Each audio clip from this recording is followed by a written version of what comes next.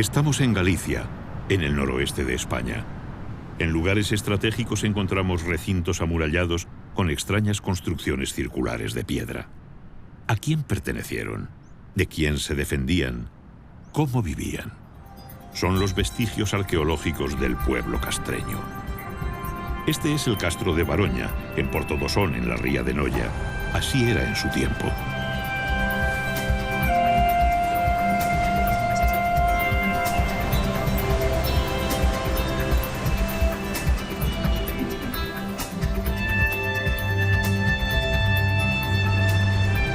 Pero antes de sumergirnos en la vida de los castreños, vamos a viajar al pasado remoto.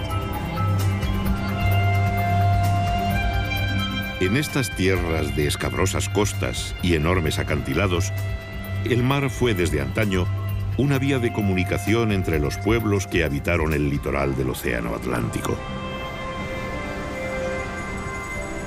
El hombre del Paleolítico buscó cobijo en cavernas y abrigos naturales. Su vida itinerante de cazador-recolector le permitió sobrevivir en un entorno feraz y lleno de peligros. Su forma de vida conoció un cambio radical con la llegada de la agricultura. Fue entonces cuando comenzó a dejar su huella en el paisaje. En el Megalítico, el mar se convirtió en una fuente de contactos. Antes de la edad de los metales, los pueblos de la Europa atlántica fueron los primeros en construir grandes monumentos destinados a perdurar en el tiempo.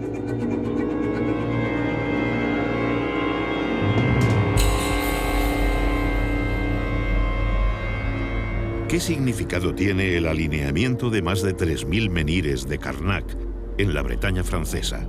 Tardaron varios siglos en erigirlo, alrededor del 3300 a.C. ¿Por qué lo hicieron?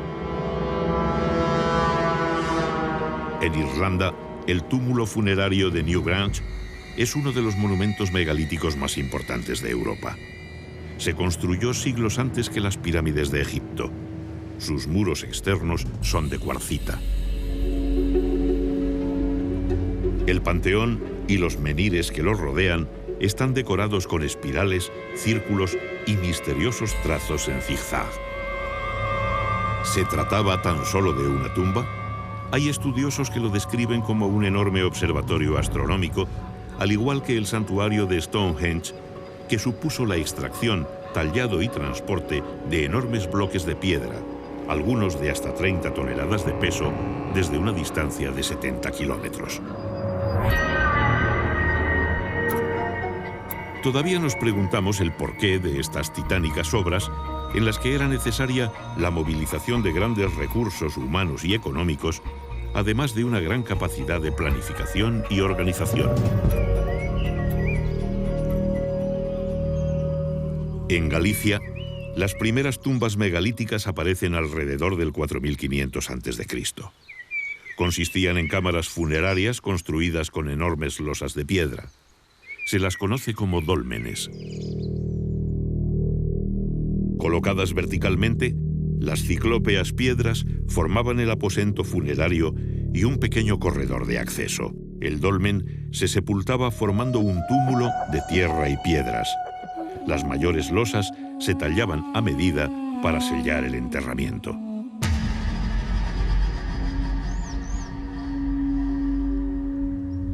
El cuerpo del difunto era inhumado en el interior del dolmen. Los objetos de prestigio de sus ajuares funerarios ponen de manifiesto la existencia de jerarquías sociales. Aquellos dólmenes, o mámoas, como se les llama en Galicia, donde se enterraba a personajes notables para la comunidad, funcionaban como auténticos mausoleos, es decir, eran a la vez tumbas y santuarios donde se celebraban ceremonias de ofrendas a los ancestros y de culto a los muertos.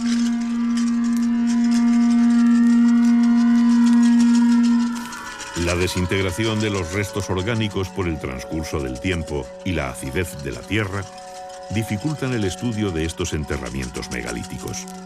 La gran cantidad de fragmentos de cerámica encontrados en los túmulos, muchos de ellos pertenecientes a vasos del tipo campaniforme, nos indican la existencia de libaciones en las ceremonias que realizaban y la introducción de ritos funerarios importados.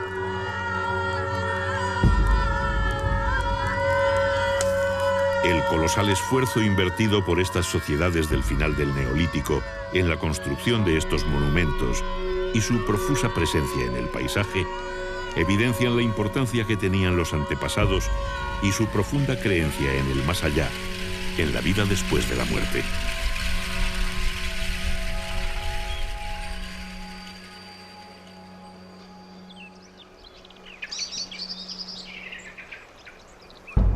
Continuando nuestro viaje por la prehistoria atlántica, encontramos una de las manifestaciones artísticas más singulares de esta época: los petroglifos. El hombre siente la necesidad de plasmar en la piedra aspectos de su vida y sus creencias. Los dibujos se graban por percusión con piedras punzantes de cuarzo o sílex. Los surcos se ensanchan por abrasión. Combinan símbolos de carácter religioso con escenas de la vida cotidiana. Las Rías Bajas gallegas son el principal foco de arte rupestre atlántico, presente también en las Islas Británicas y en la Bretaña francesa.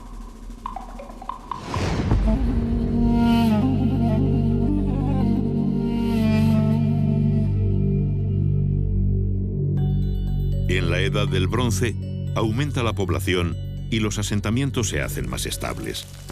Viven de una agricultura sencilla.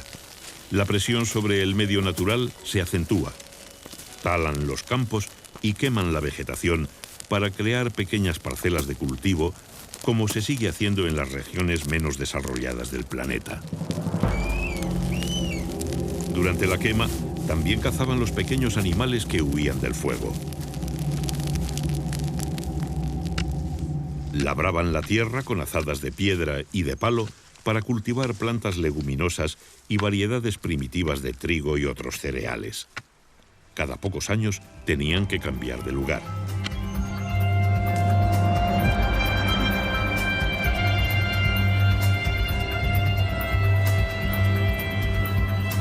La ganadería cobra mayor importancia como actividad económica. Constituye una incipiente industria de productos como carne, lácteos, pieles y lana.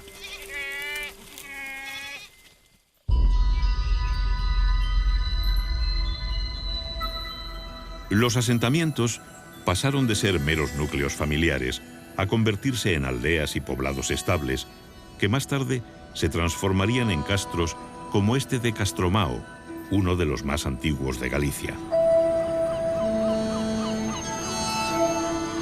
En la costa se establecen en lugares estratégicos como puntas y penínsulas que les ofrecen buenas condiciones.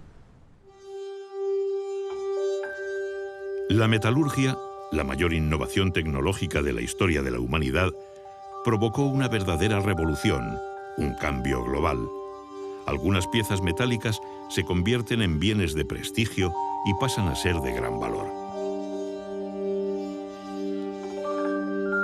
Los útiles de piedra pulimentada sirvieron de modelo a las nuevas herramientas de bronce. Desde la aparición de la metalurgia, en torno al 2500 a.C., las manufacturas metálicas fueron objeto de intercambio a lo largo de las costas atlánticas y más allá. Un intenso tráfico marítimo unía la península ibérica, las islas británicas y la zona del Canal de la Mancha. Navegaban en embarcaciones construidas con mimbre y revestidas de pieles impermeabilizadas con sebo.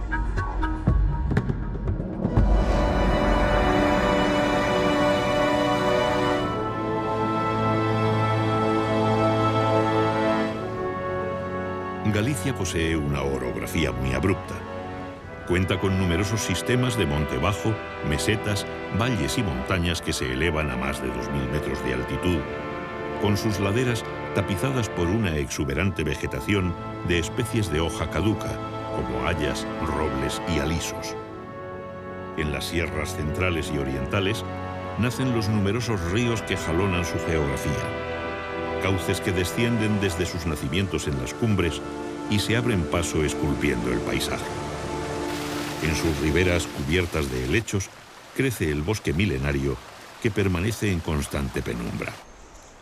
El paisaje se torna misterioso y secreto.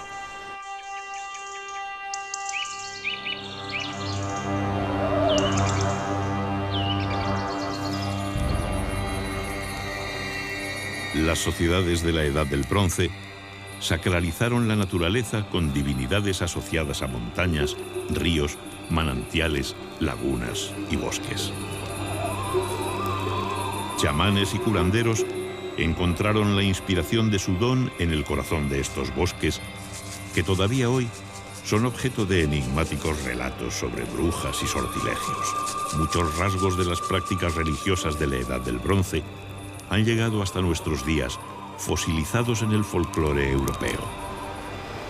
Ninfas, trasgos, gnomos y otros espíritus son entidades míticas que hunden sus raíces en esta remota época. Posiblemente, los pescadores y cazadores que se adentraban en estos parajes ocultos se sometían a algún tipo de iniciación parecida a las que todavía se realizan en algunas comunidades de creencias animistas de África y América, para protegerse de las terribles fuerzas sobrenaturales que existían en estos lugares.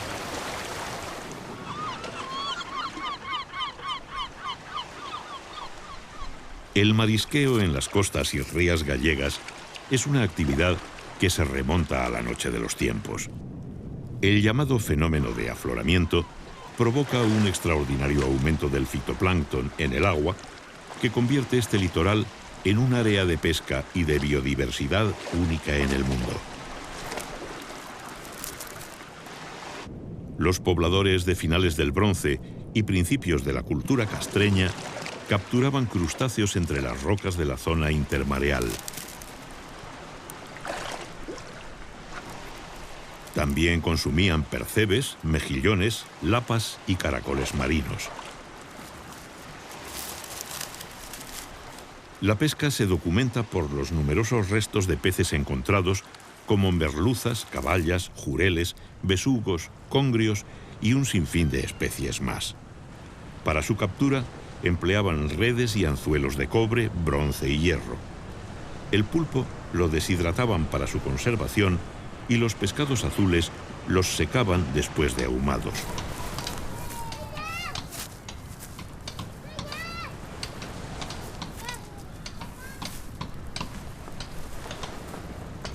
La mayoría de las comunidades castreñas eran autosuficientes para cubrir sus necesidades básicas.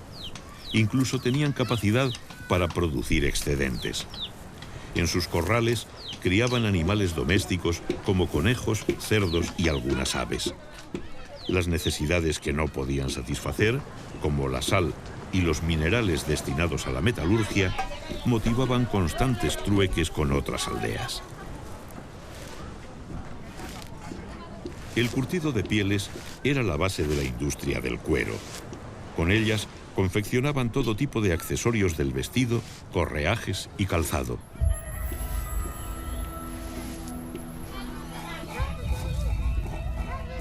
La molienda del grano la realizaban en molinos barquiformes que exigían un considerable esfuerzo.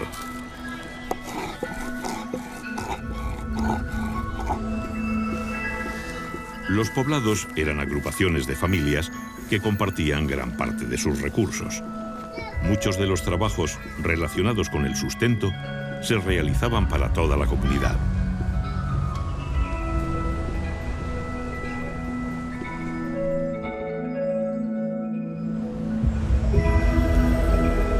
Viajamos hasta La Lanzada, en las Rías Bajas. La ermita y los restos del antiguo castillo atestiguan el destacado papel que tuvo este enclave en la historia de Galicia. Habitado desde el siglo VII a.C., es un rico yacimiento arqueológico que ha proporcionado valiosos datos sobre la cultura castreña. Desde sus comienzos, fue un enclave dedicado al comercio marítimo. Aquí arribaban barcos procedentes del sur de la península ibérica, cargados con gran variedad de mercancías. En las inmediaciones de este asentamiento existían vetas de estaño, metal que los mercaderes recibían como pago en sus transacciones comerciales. En nuestras excavaciones arqueológicas en La Lanzada hemos encontrado evidencias materiales de los intercambios comerciales entre fenicios, cartagineses y castreños. Por ejemplo, aquí tenemos restos de ánfora. Las ánforas las traían los fenicios y los cartagineses en barcos que se apostaban aquí en la ensenada de La Lanzada, y acompañando estos objetos aparecían también perfumarios, joyas, etc., ¿no? En este sentido, La Lanzada fue un enclave comercial importantísimo en las relaciones entre el norte y el sur, entre el Atlántico y el Mediterráneo, ¿no? Gracias a esta navegación fenicia que llegaba aquí a La Lanzada, ¿no? A finales del Bronce, los fenicios fundaron emporios comerciales en todo el Mediterráneo. Viajaron hasta los confines del mundo conocido, atraídos por la riqueza de las míticas Casitérides, las islas del estaño, que los relatos antiguos situaban en el tenebroso océano, más allá de las columnas de Hércules. Las Casitérides eran para los mediterráneos una especie de Eldorado, un lugar de su geografía mítica que representaba la proverbial abundancia de metales de las tierras atlánticas. Comerciaron con los pueblos atlánticos durante centurias hasta la caída de Cartago en el siglo II a.C. Traían vajillas, joyas, tejidos, conservas, sal y metales. A comienzos del primer milenio a.C., los fenicios ya habían introducido el hierro y el vidrio en los circuitos meridionales del comercio atlántico.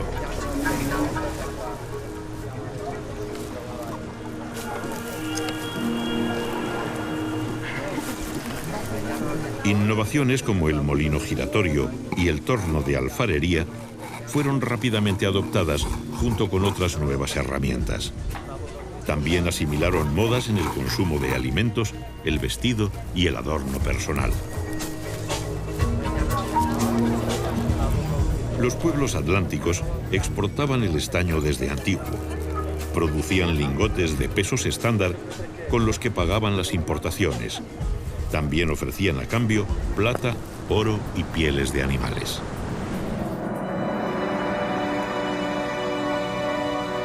A comienzos de la Edad del Hierro, en los poblados de altura de toda Europa se construyen defensas y murallas.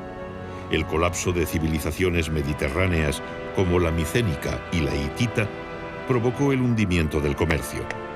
Los metales comenzaron a escasear y se encarecieron. Los poblados tuvieron que fortificarse para defender sus reservas y su producción metalúrgica de los ataques de las bandas de pillaje. En toda Europa se vive un ambiente de mayor actividad bélica.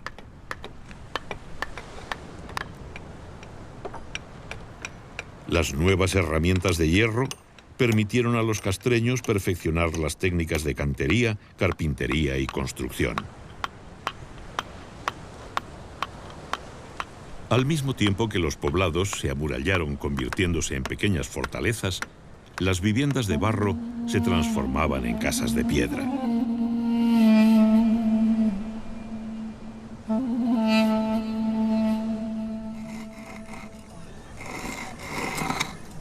Un significativo aumento de la población multiplicó los castros en el territorio. La tecnología agrícola permitió explotar con más efectividad los suelos de los valles, mucho más productivos.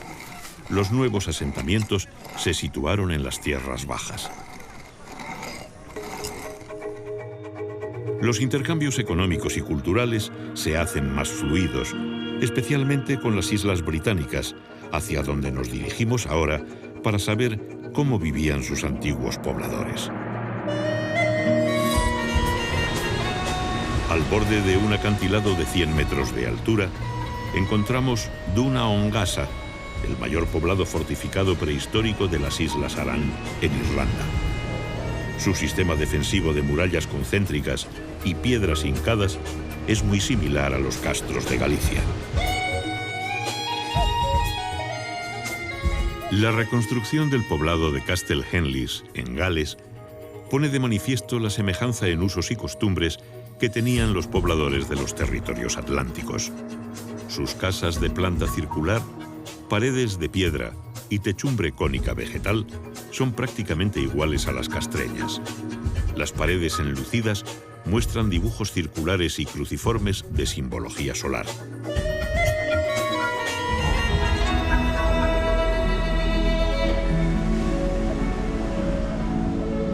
En la desembocadura del río Miño, el monte de Santa Tecla alberga uno de los castros más célebres del noroeste de España. Fue construido hacia el siglo I a.C.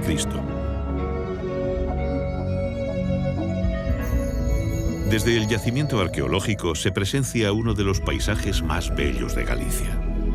Casas, escaleras, hogares, vías empedradas y conducciones de agua nos hablan de una sociedad que llegó a un considerable desarrollo técnico para su época. Los canteros labraban las piedras de diferentes maneras para adaptar las construcciones al terreno.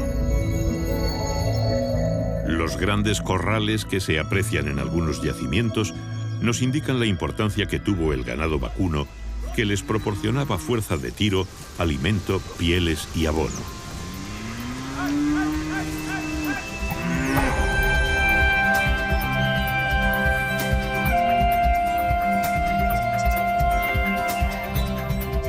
En Galicia, la naturaleza se muestra con toda su fuerza. Las grandes mareas dejan al descubierto bancos de arena, estuarios y playas que favorecen el desarrollo de especies de bivalvos marinos, como almejas, berberechos, ostras, lapas, navajas y vieiras.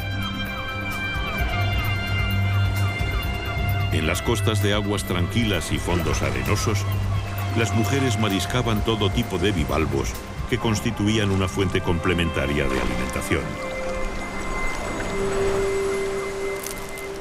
El tamaño de las especies documentadas por los arqueólogos está muy por encima de las actuales tallas comerciales. En aquel tiempo no existía la sobreexplotación. Conocemos la dieta de los castreños del litoral gracias a los vertederos de sus poblados, que los científicos llaman concheros por su abundancia en restos de moluscos.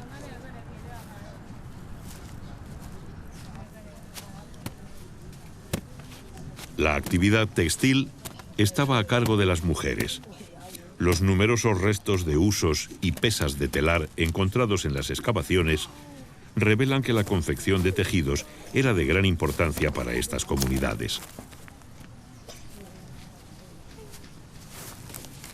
El lino y la lana constituían la base de la industria textil, que también incorporó las innovaciones mediterráneas. Telares compuestos y de placas, ruecas y sarillos permitieron perfeccionar la hilatura y el tejido. Del exterior llegaron nuevas influencias en el vestido y adorno personal. El afeitado se pone de moda. Para preservar el grano de la humedad, fabricaban los cabazos de mimbre, que fueron los precursores de los típicos hórreos gallegos.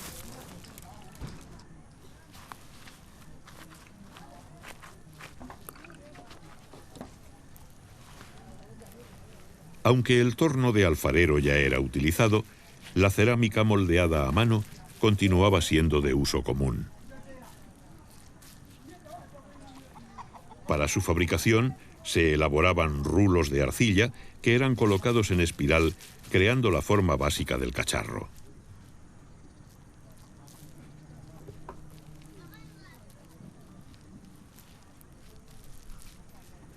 Después se unían entre sí las tiras de arcilla, se alisaba la superficie y se daba la forma definitiva. Luego lo dejaban secar completamente antes de someterlo al fuego.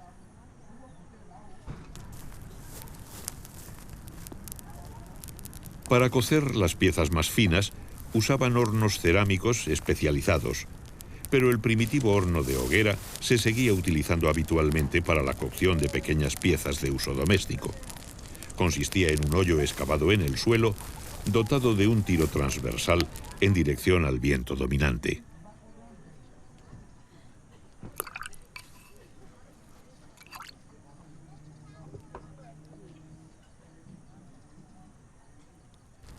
Más tarde, la pira se cubría parcialmente con tierra para concentrar el calor.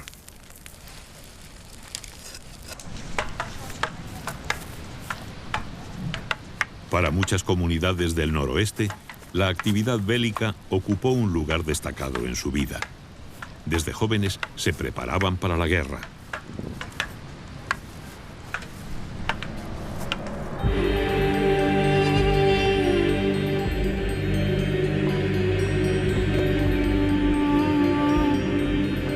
Los castros perfeccionaron su aparato defensivo con una sucesión de fosos y parapetos que rodeaban la muralla.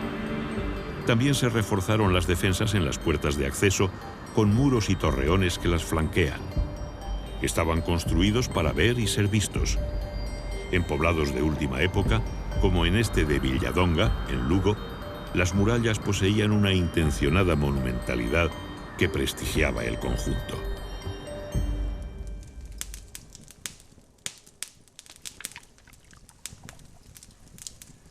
Los forjadores cobran un papel muy importante.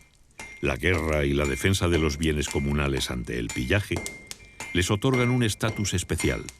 De ellos depende la producción y la mejora de las armas. También son importantes por favorecer la expansión de la agricultura gracias a la fabricación de herramientas de labranza.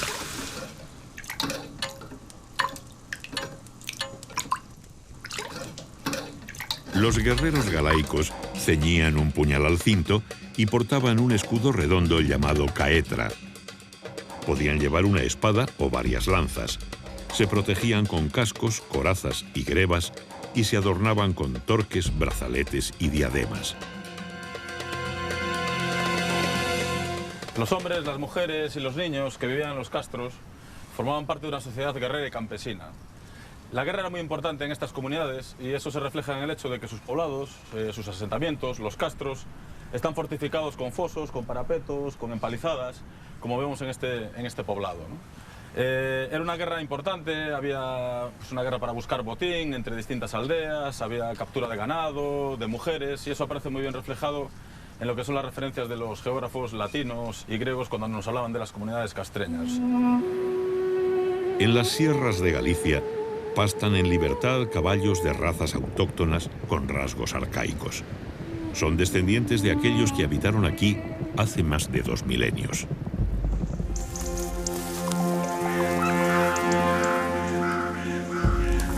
Los caballos eran un símbolo de poder y riqueza. Nunca formaron parte de la dieta, se utilizaban para la guerra y en los sacrificios.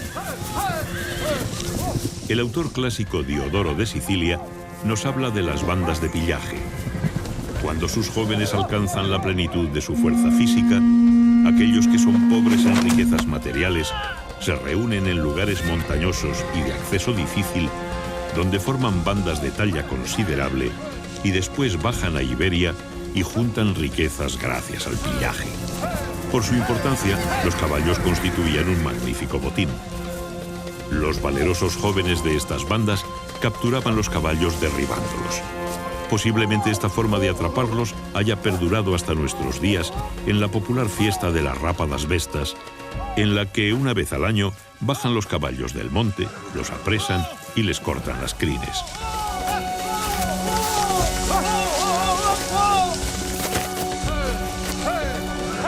El historiador grecolatino Estrabón, al que debemos las mejores descripciones sobre este periodo, describe a los jóvenes castreños. Son hábiles en emboscadas y exploraciones, ligeros y capaces de salir de los peligros. Al parecer tenían un gran conocimiento de las técnicas militares, matizadas por sus propias reglas que enfatizaban el valor personal, la intimidación, la bravura y la ferocidad.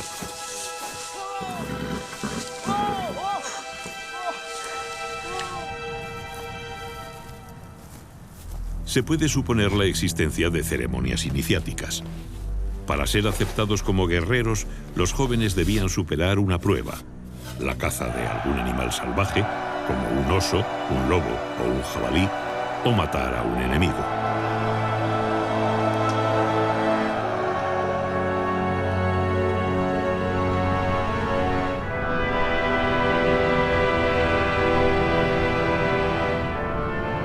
Parece sacada de un cuento.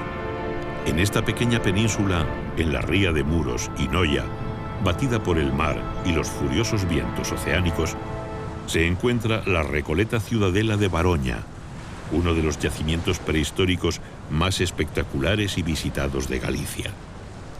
Es un lugar enigmático. El visitante experimenta un magnetismo comparable al que se percibe en el famoso cromlech de Stonehenge. La monumentalidad de sus estructuras y su situación geográfica hace que sea un yacimiento excepcional entre los más de 3.000 que existen en Galicia, más o menos la mitad de los que hay en toda la Europa atlántica.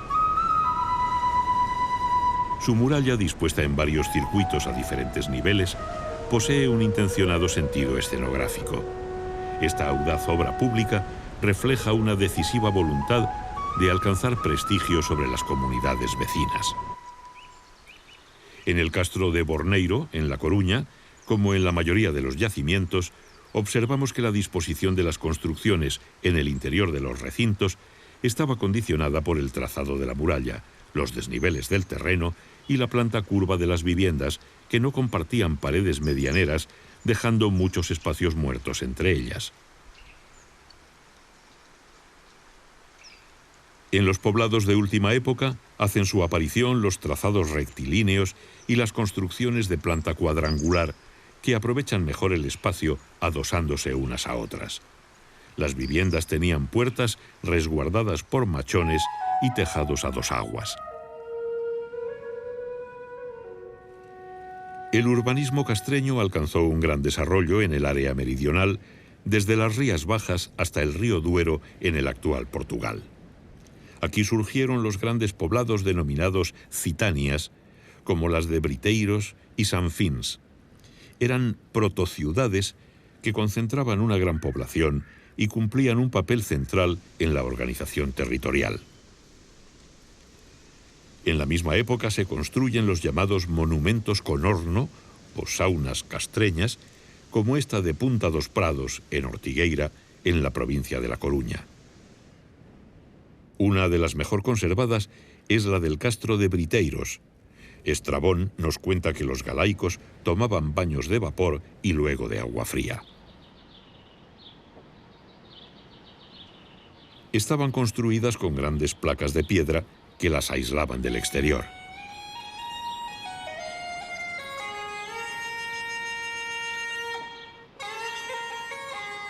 La cámara de vapor se cerraba con la llamada pedra formosa, decorada con rosetas, sogueados, esvásticas, reticulados y entrelazados.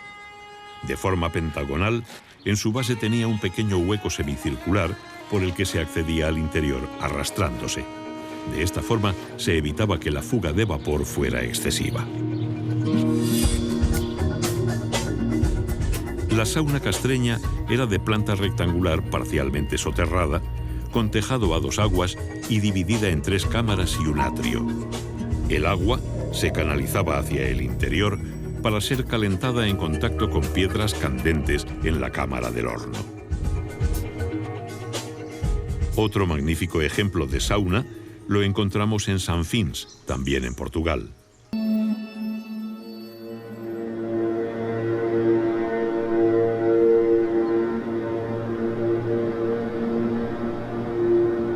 Ocultos en lo más profundo de los bosques se encontraban los santuarios castreños dedicados al dios Lugh, el más importante del panteón céltico.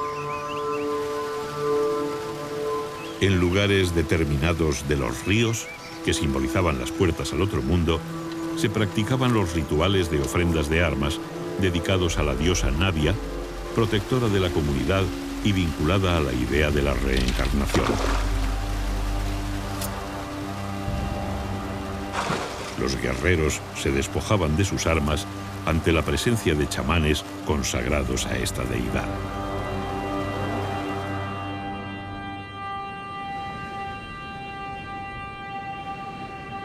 Creían en dioses hacedores del mundo, en divinidades relacionadas con la guerra, el vigor físico y la fuerza, y en deidades relacionadas con la producción y la abundancia. Existía una clase sacerdotal especializada con gran influencia sobre la comunidad. Druidas, chamanes y adivinos eran consultados y reverenciados por ser hombres sagrados, portadores del conocimiento arcano que podían ver más allá del mundo de los vivos. Sus predicciones y consejos eran seguidos por nobles y guerreros. Las sociedades antiguas no conocían el laicismo y, como todavía sucede en África, casi todos los aspectos de la vida tenían una dimensión mágico-religiosa. Por ello, las constantes ofrendas y sacrificios rituales de marcado carácter céltico. Desde su origen en el norte de los Alpes, la lengua celta se extendió por todo el occidente, llegando a la península ibérica, donde se hablaban variantes arcaicas de esta lengua. En muchos lugares donde actualmente se ven cruces, antiguamente había estelas dedicadas a los lares viales. La Iglesia los sustituyó desde el siglo VI. Eran deidades domésticas relacionadas con los espíritus de los antepasados que se creía vagaban por los caminos. Estrabón nos cuenta que colocaban a los enfermos en los cruces de caminos para ser curados por espíritus de los que habían sufrido una enfermedad similar. Muchos de los santuarios dedicados a estos dioses fueron cristianizados mediante los cruceiros, omnipresentes en toda Galicia.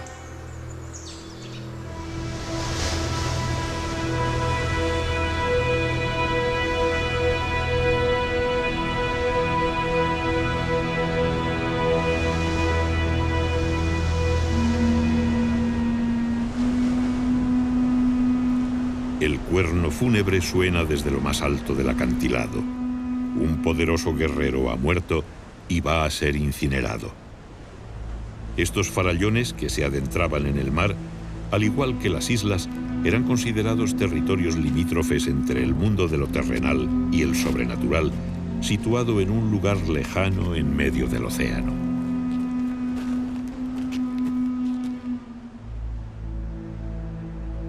Los ritos funerarios castreños continúan siendo un misterio, pues apenas han dejado huella en el registro arqueológico.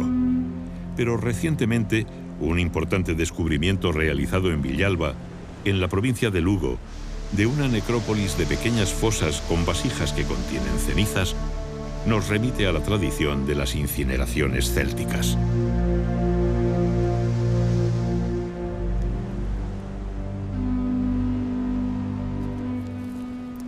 El difunto era despojado de sus joyas personales como pulseras, torques y su puñal de antena.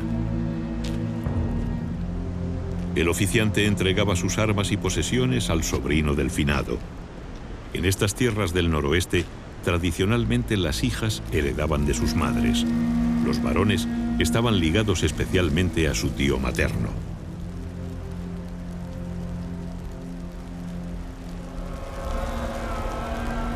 Una vez prendida la pira, los congregados comenzaban a emitir el abellón, un sonido gutural que recuerda el vuelo del abejorro.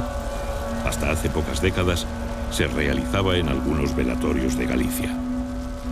El cuerno sonaba con fuerza para llamar a los espíritus de los antepasados para que acompañasen el alma del difunto más allá de la línea del crepúsculo marino, donde se situaba el paraíso de los celtas.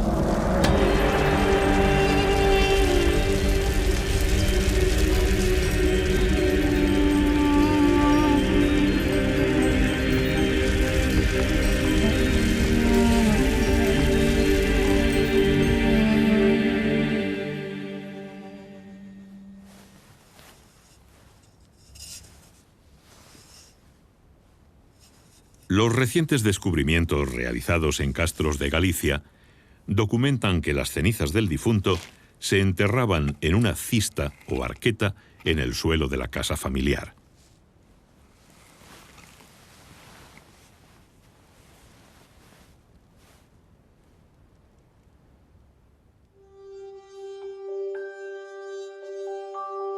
Este carro funerario del Museo Martins Sarmiento de Guimaraes muestra cómo trabajaban el metal desde el tercer milenio a.C. En la época castreña se llegó a alcanzar un exquisito refinamiento. Pulseras, pendientes, brazaletes y torques de oro fusionaban los gustos europeos con las influencias mediterráneas. El tesoro de Caldas, del que una parte se encuentra en el Museo de Pontevedra, está datado en el bronce final, compuesto por lingotes en anillo, brazaletes, diademas, cuencos ceremoniales y peines de oro. Pesaba en total 37 kilos.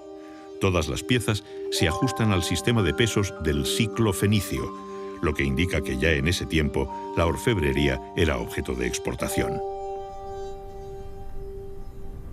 El castro de San Cibrao de Las, en Orense, es uno de los más grandes y mejor conservados. Vemos conjuntos de viviendas y almacenes que abren sus puertas hacia un patio central enlosado. La independencia social y espacial de estas unidades denota la marcada autonomía económica de cada familia.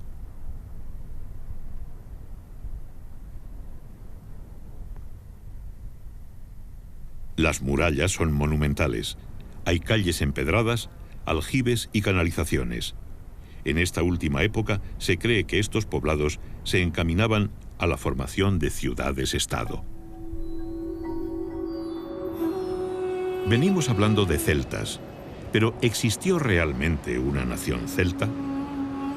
Hoy en día la teoría más extendida es que los celtas no fueron una raza, ni siquiera un pueblo.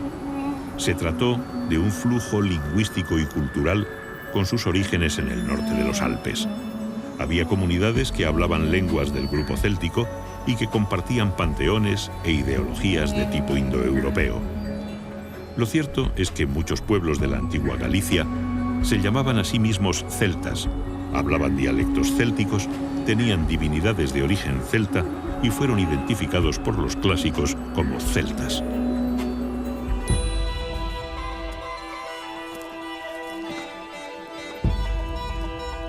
Los banquetes siempre han favorecido la fraternidad entre los comensales.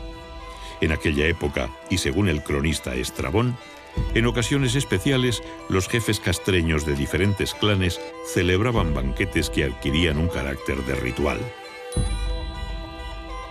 El cronista grecolatino nos cuenta que se sentaban en bancos construidos alrededor de las paredes, situándose según edad y dignidad. La comida se la iban pasando en rueda, mientras bebían el escaso vino del que disponían. En sus recetas, en lugar de aceite, empleaban mantequilla. También describe que al final bailaban en círculo al son de la flauta, dando saltos y cayendo de rodillas.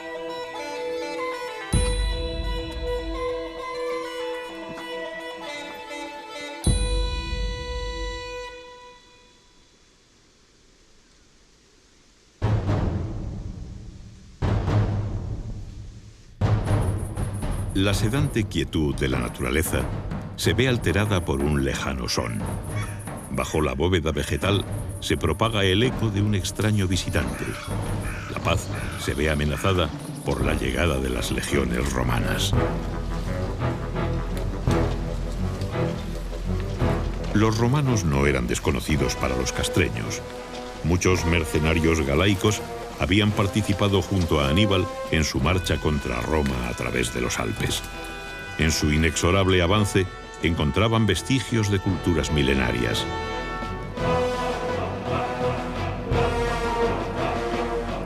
En la comarca del Bierzo, lindando con la actual Galicia, el fantasmal paisaje de las Médulas sobrecoge por su magnitud. Sus paredes verticales son el resultado de una demolición premeditada de la montaña que existía antes de la llegada de los romanos. Era el mayor yacimiento de oro del occidente romano, donde se aplicaron procesos de extracción del metal que se usarían hasta la Revolución Industrial. Para acceder a los filones de oro de las profundidades, los mineros romanos demolían enormes masas de tierra mediante el sistema de ruina montium. Creaban una red de pozos y galerías sin salida, en las que se introducía de súbito un enorme caudal de agua, almacenado en grandes balsas a mayor altura. Esto producía la compresión del aire en los túneles, que actuaba como un explosivo.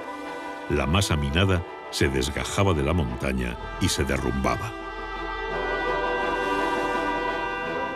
El oro galaico supuso un acicate para las ansias de conquista del imperio. Se calcula que en las minas del noroeste los romanos extrajeron unos 200.000 kilos de oro.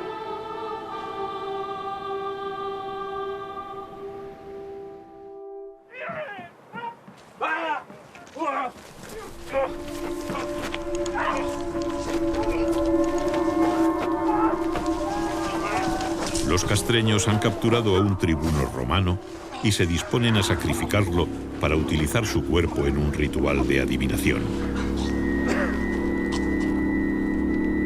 Estrabón nos relata estas prácticas adivinatorias. Examinan las entrañas sin extraerlas, y examinan las venas del torso y adivinan tocándolas, y consultan las entrañas de sus prisioneros de guerra. Los cubren con sagos y después el hieróscopo los golpea por encima de las vísceras. Dan un primer presagio por la forma en que cae el cuerpo. Cortan la mano derecha de los prisioneros para consagrarla al dios Ares. La ocupación del territorio noroccidental peninsular fue lenta y costosa. La conquista se realizó en 3 fases. En el año 136 a.C., Bruto el Galaico anexionó la zona entre los ríos Duero y Miño. En el 61, Julio César llega hasta el puerto de los Ártabros en una expedición marítima, no encontrando resistencia. El emperador Augusto en persona dirige las campañas de las guerras cántabras, que finalizan en el 19 a.C. Diodoro relata que los norteños cantaban himnos de victoria cuando eran crucificados. Los prisioneros se suicidaban, las madres mataban a sus hijos antes que caer esclavos. Preferían la muerte a la derrota. La llegada de los romanos trajo el ocaso a los galaicos. El poder imperial se apoyó en las estructuras existentes para integrar a la población. A finales del siglo I después de Cristo, se puede dar por finalizada la cultura castreña.